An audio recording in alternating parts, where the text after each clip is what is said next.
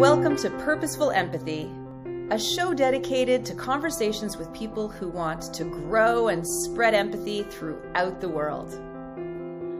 Hello, everyone. Today I'm joined by Lamiya Morshed, who is the director of the Yunus Centre. Lamiya, you've held that position for 14 years, and I want to thank you so much for coming to this episode and being part of Purposeful Empathy. So thank you. Thank you for having me. It's a delight to be here.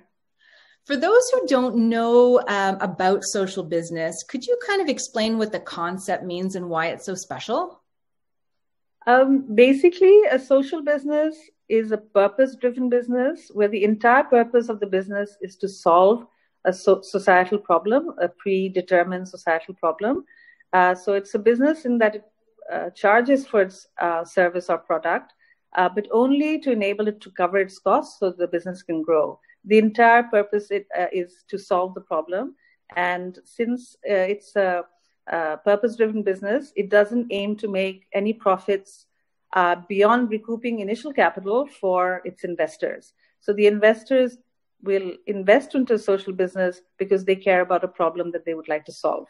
And the impact of the business is, or the bottom line of the business is the social impact that business has in how it achieves the social goal that it set out to achieve. Now, can you maybe share a little bit about the history of the concept? Because I would imagine that anybody who's hearing about this for the very first time would say, well, what's the point of having a business that doesn't make profit? And could you give some context to this? Yeah, so actually, it's not right that it doesn't make profit. It doesn't give dividends to its investors, but it has to make profit. Otherwise, it's not a business. So it's a non-dividend business. That means the investor will put in, say, $100,000. He or she can recoup that $100,000 over time, but he or she chooses not to take anything beyond that. So the investor is choosing to invest in this business as a way to have some kind of impact in society on an issue that he or she cares about. So people run businesses to make money. This is a business to have impact. And, we basically say that, people have the desire to do good in society, and they usually do that through charities or through welfare programs or through government programs that are based on donations and grants. A social business, if it's done properly, will recover your money for you. So you can then put it into something else and the money recycles. So we are basically arguing that a social business will be, if it's done properly, will be more impactful than a charity in that it can grow and it can reduce its dependence on outside grants and donations all the time. So that's what a social business is. And you asked about the context. It's basically your audience may have heard of Grameen Bank and the whole microcredit concept. 40 years ago in Bangladesh, Professor Yunus started a specialized bank for the poor, whose purpose was to help poor people get small amounts of money to help their income-generating activities, to gain income and to basically improve their lives. This was the very first social business created by Professor Yunus, because he, as the person who started it, he doesn't own a single share in it. He did this entire enterprise to have an impact on society, to help poor, disenfranchised women to have a source of income, to have a source of finance to support the income-generating activities, and help them change their own lives. It started in just one village with 27 people, but today it's reaching more than 9 million people all over the country. And it's the largest rural bank in Bangladesh. And it's completely self-sufficient in financing. It doesn't need any outside money. So it's extremely powerful. It's not a drain on any public resources. It doesn't rely on grants or donations. And it's a completely self-financing system that's providing finance and savings products to people who are traditionally left out of the banking system. So that was the first social business created in Bangladesh. But along the way, he and his colleagues created many more other enterprises addressed to providing solar panels, providing education, providing healthcare services, providing clean water. And every time there was a concept of creating it as a business so that over time it didn't have to rely on outside money anymore. And every time it had a very specific social purpose that it was trying to achieve. So it started decades ago, but I would say over the last 15 years, and in fact, just before Professor Yunus and Grameen Bank received the Nobel Prize, he had started crystallizing this thought as a special type of business, a business with the purpose which is geared towards changing things in society for the better. And in his Nobel Prize acceptance speech, he actually laid out the concept very elaborately. And he said that he argued that this is actually a missing piece in the global economic system. We have business that's driven by the desire to make lots of money for yourself. And he argues that that's really distorted the whole economic system. And if we have another business which is geared towards doing social good and achieving social impact, we would have a very different global economy and global system. I know that speech very well because it's assigned reading for my students in my social entrepreneurship class. It is. I'll make sure to include it, a link to it in the notes for this episode. So you've given an example of the origin story of the social business through the Grameen Bank. What other more recent social business stories, maybe even some that were founded in Canada or in the West, can you speak of and how they're creating impact? Well, just to speak more about the microfinance, microcredit piece, that had very early followers in many countries because people, until Grameen Bank came about, people believed that rural credit didn't work for the poor.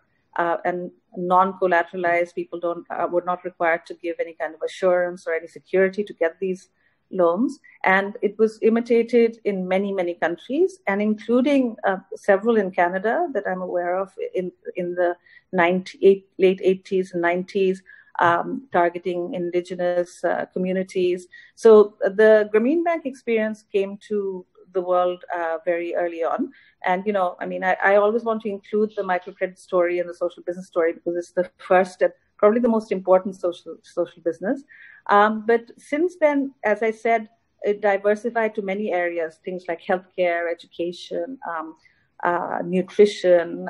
And that's the whole thing about social business is that it can be targeted to any aspect of human living and solve whatever problem. And it's not necessarily something that just addresses needs of poor. It can be something like a social business to address drug addiction among the wealthy, for example. But, so it's not limited to just poverty reduction or to the poor.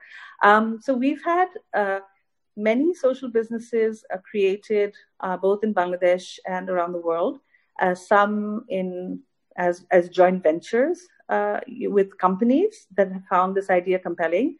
And there's the famous story, I guess, about Grameen and Danone, which is the French dairy company. It's one of the global leaders. So they created in Bangladesh a joint venture to produce a special yogurt that targets malnutrition among rural children. So they looked at what was missing in the diets of kids in the rural areas in Bangladesh and found that zinc, iron, iodine, protein, vitamin A, that there was obviously, other than the protein and fat, there were also micronutrients that were missing in their diet that was stunting both physical and mental growth.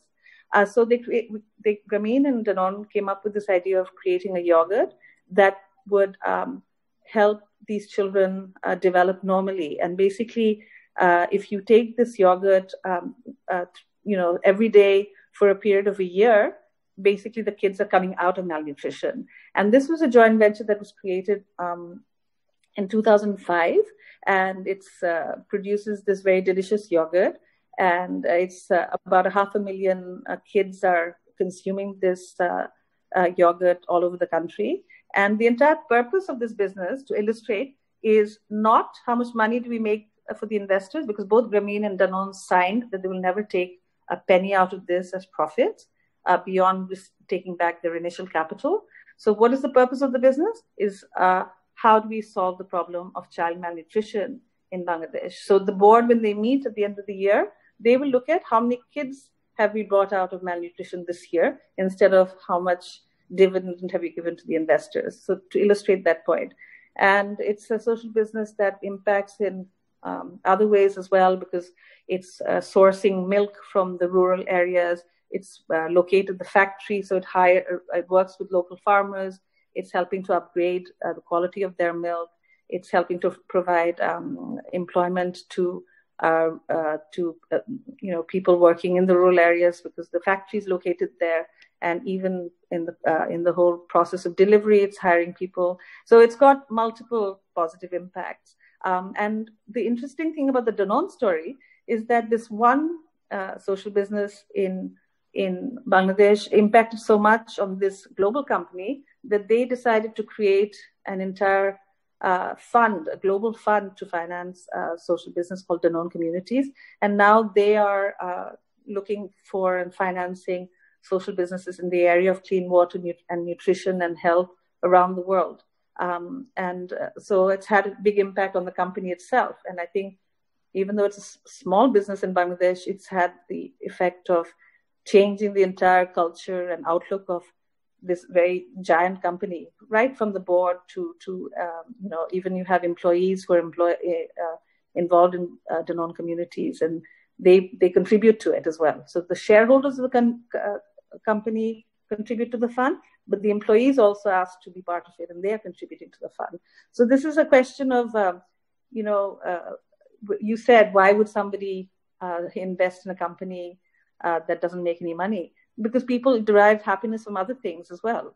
The employees asked to be part of that fund because they said, we want to be part of a positive change in Bangladesh or in another country. So that's to the question that people are motivated by more than the desire to make money and accumulate for themselves. Yeah, that is such an important point, because when you read, there are 7 principles of social businesses, and the last one, number 7, is do it with joy. And I always find that very compelling, because we are human beings and we're complex, and the structure and incentives of our society seem to suggest that as human beings, we're driven by this all-important profit motive, when we know anecdotally and throughout history that we have a lot that motivates us that has nothing to do with how it could benefit us, but what we can be of service to one another. And that's why I'm really attracted to the concept of social business and the whole social impact space. I'm curious, given that you've worked so long with Dr. Yunus, and you've heard him say probably many times the idea of, there is such a thing as a science fiction, right? And science fiction often is a precursor to what actually happens in real life when machines and scientific discoveries catch up with our capacity to imagine. He talks about this idea of social fiction, like imagining what would be possible for us is required before we can actually get there. In his most recent book, I wonder if you could share a little bit about his vision around 3 zeros and what work the Yunus Centre is doing to bring that to life. Yeah, so, you mentioned about what motivates people. There's one of the quotes by Professor Yunus, which I find very compelling, because he says, making money is happiness, but making other people happy is a super happiness.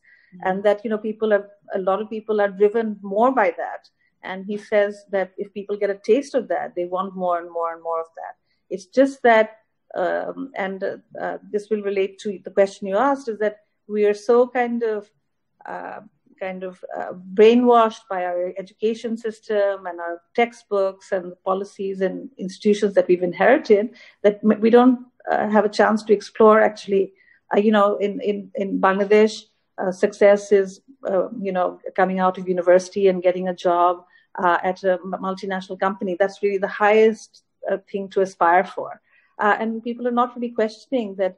Is it really the meaning of my life to put my best energy and creativity to helping make somebody in some far-off land richer than they already are? Can that be, the meaning of course, I make a good living for myself as well in the process, but, is it ultimately the meaning of my life to do that? So this is, goes to that we have to really question what it is. And the experience with Grameen Bank really made him believe that change is possible, that people can change their own lives through their own efforts, and that reducing poverty to half, which Bangladesh has done, thanks to Grameen Bank and other organizations like it, that if it's possible to halve poverty, then it's possible to take poverty to zero. So one of the book that you mentioned is called World of Three Zeros, and he talks about trying to, the three main goals that he's trying to achieve through the work and through the movement is zero poverty, zero unemployment, and zero net carbon emissions.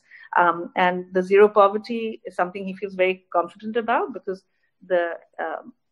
Bangladesh was one of the poorest countries in the world, but it was one of the first countries to achieve all of the Millennium Development Goals in advance of the date, 2008, and now it's set to achieve the Sustainable Development Goals. Bangladesh is steadily moving towards that. So if you can get to half poverty, bringing poverty to half, then by extension you can bring it to zero. So that's something, and it's not just fanciful, it's something that's been demonstrated in a country with lots of challenges like Bangladesh.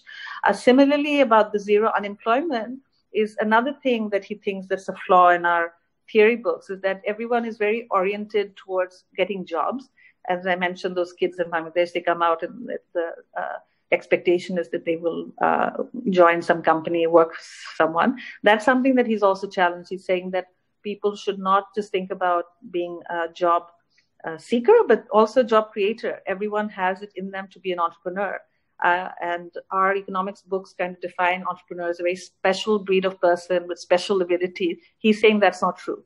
Everyone has the potential to become an entrepreneur, and they can become entrepreneurs at the grassroots. And that also helps to create a strong foundation for your economy. And the microcredit entrepreneurs of Grameen Bank, these 9 million women who have very little education, are all entrepreneurs who've been successful. They've changed their lives through it.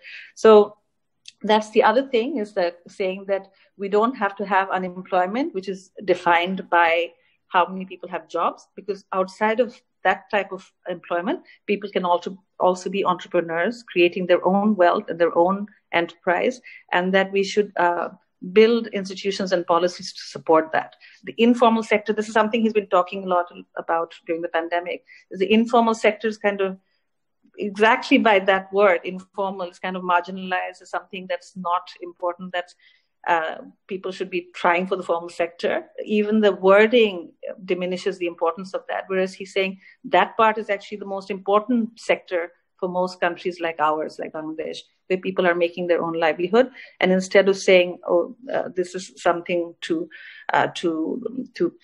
penalize because they're not following regulations, they don't have licenses, it's something we should be encouraging, because people are using their own efforts and energy to create their own income and wealth, and then they end up hiring other people to work for them, and and that's also a contribution to society rather than a drain on society. So he said that zero unemployment is also an artificial concept, and so zero unemployment, if you have entrepreneurship as well, is something that's achievable. And finally, the net carbon emissions, that's a no-brainer, in the sense that we just have the one planet, and none of our other goals will make any sense if we not able to have a world where we can save the climate, save the natural world, where we can have the level of emissions that allows us to continue to sustain life on this planet.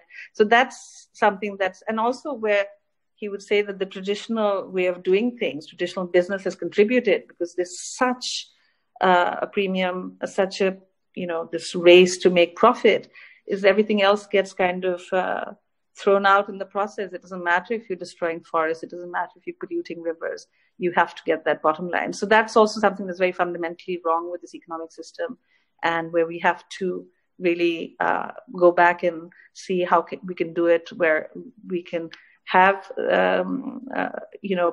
people having a good standard of living and being able to sustain themselves, but where also the planet and the climate and the global natural resources are protected. Yeah, this really speaks to me because I often share with my students that I see social entrepreneurship and within that social business, both political by nature, as in it's challenging status quo on many fronts. At the same time, in this yin yang combo, I find that it's also kind of very spiritual. I use that word not from the context of religion per se, but just in terms of who we are as human beings, that we're more than just the body in which we inhabit, that there's something about us that animates our consciousness and animates our soul. I wonder if you would mind, I mean, maybe this is in the category of TMI, but you've worked for the Yunus Centre for 15 years. I don't know you out of that context. I know you have a degree from LSE. I wonder if you would speak to how you personally have changed your philosophy of life or your perspective on the world based on what you've learned through this experience with the Yunus Centre and the work of social business with Dr. Yunus. Yeah, so the thing is that 14 years with Yunus Centre and the 13 years prior to that with Grameen Trust, which was helping to take the microcredit experience of Bangladesh all over the world. For me, that was a very compelling thing, that something that was developed and was kind of indigenous to Bangladesh was being picked up by other countries where, you know, we were from a country where we kind of listened to what the donors had to say, what the rich countries had to say, follow the dictates of. And here there was something that we had come up from the bottom up in Bangladesh and where the rest of the world was learning. For me, that was a very compelling thing and which motivated me to come back to Bangladesh to work for Grameen. It helped. For me, it helped bring back the dignity of Bangladesh on the global map. So this is a success story. And I think that's been a very big part of it for me. But also just the fact that what you said, I think when you talk about purposeful empathy, is that, you know, when you tap into something which affects other people, it gives you greater purpose in life. I think, you know, when you think beyond just yourself or being part of a movement that's bigger than yourself, I think that gives a lot of satisfaction and vindication and gratification. And, you know, and I think, and the more you are part of a work that impacts on the lives of people, the more you want to be a part of it. I think that's what Professor Yunus keeps saying. It becomes like something that you want more and more of. Because I think something like getting money, for example, after a while, I mean, what are you going to do with, and I've heard Professor Yunus say this, that what are you going to do with your, you know, $2 billion? I mean, how many yachts are you going to buy? How many houses are you going to buy? You know, there's a limit to that. Whereas this, where you're having an impact on the people around you, on the society around you, and it has a rippling effect all around, this is something that really gives meaning and a spiritual fulfillment, I would say. I think that's very true. And I think it's probably just also the fact that what you mentioned about solidarity and being part of something bigger than yourself and that connection with people, regardless of their background or where they come from. I mean, for me, the global nature of this work is also something that keeps me hooked, I think. And I think, yeah. As a last question, I wanted to mention, and I think this is a really important statement, is that 113 world leaders, including 19 Nobel laureates and heads of state and political leaders, international NGOs, whole whack of people, have signed a pledge initiated by the Yunus Centre, in fact, to declare COVID-19 vaccines a global common good. Can you share more about this? Because I would love to see that happen.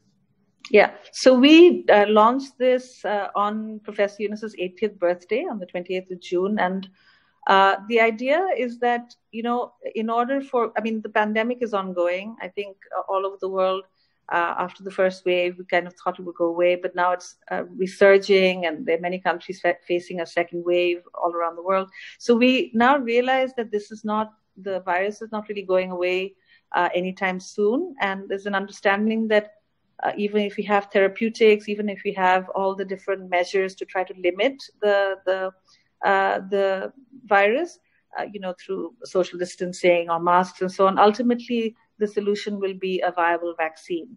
And the idea is that that if a vaccine is going to be effective, it has to be available to everyone, because you can't have just wealthy nations or the wealthy people within the nations have access to the vaccine and the rest not getting it, because that's not going to solve the problem. The universality of access is key to making it effective.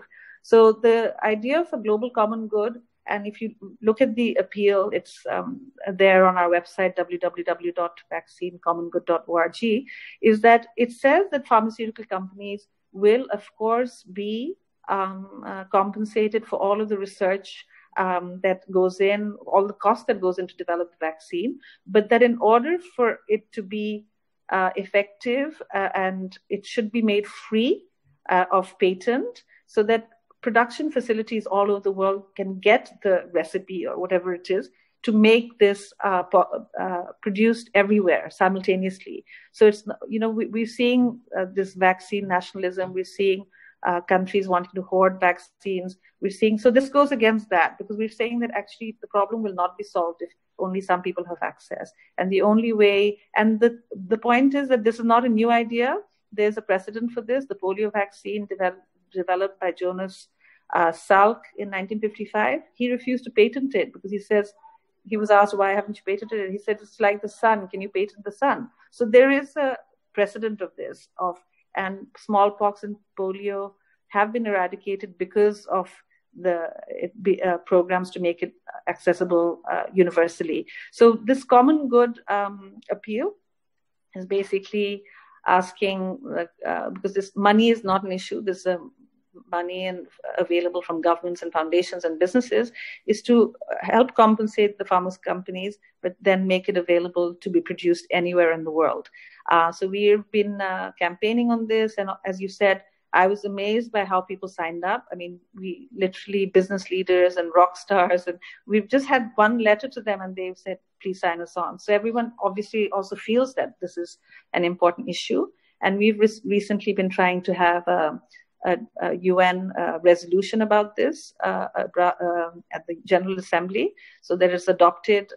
It would be in the General Assembly as a non-binding resolution, but at least it creates the momentum and the moral ground for the world, the countries of the world, to say that, yes, this is what we want. So we've been continuing with that. And Professor Yunus basically says that this availability of vaccines should not be governed by the desire by pharmaceutical companies to make so much money off of people's miseries. And, it could be that it's only just for 5 years that they give the patent and then they can make profits after that. But let's make it accessible to everyone when it's available. So anybody watching can sign the open letter. What other pressure can we put on pharmaceutical companies to adhere to this? So we've actually teamed up with Oxfam and UNAIDS, and there was a COVID survivors letter where people who've lost a family member who themselves have recovered from COVID or know somebody who's lost the battle against COVID have signed up a letter to pharmaceutical companies telling them that this is a time to do this, because this is something for the survival of for the whole planet. It's a compelling issue now. So you can talk to your representatives, you can talk to your politicians, local ones, global ones, you can write in the media about it. I think those are the things to do it. You can also sign the pledge. We've had, I think, nearly 6,000 signatures on the pledge, and it's ongoing. There's no time limit on it, because we don't even have a vaccine on hand yet. We keep hearing there'll be ones coming, but we think that this arrangement of making it a common good should be agreed and decided even before the vaccine comes out, so that whatever arrangements are needed for production simultaneously in many countries those arrangements have to be made. So I think writing about it, blogging about it, talking to people about it, publicizing our website, and people are signing on. So on the 28th of June, we had 100 persons sign on, but by September, we've had another 54 global leaders and influencers sign on, as you said, pop stars and activists and Nobel laureates and professors and scientists. So that's still ongoing. The signature campaign, even for influential people, they're still signing on. We just had the French Red Cross write to us the other day saying we want to sign on to this, on their own accord. We didn't even approach them. So it's something that obviously resonates right now. And I think it goes to this more fundamental thing that we've been talking about through this, is that we should really think about what is important in the world. How can it be about profits and money above all else? It's ultimately about our common humanity and our common helping each other out and solidarity. And it's a defining moment in humanity, this pandemic, and we should all come together for that. Well, I couldn't imagine a better way to end this episode. Thank you so much for your time, Lamiya. It was really great to speak. Thank you. Thanks, Anita.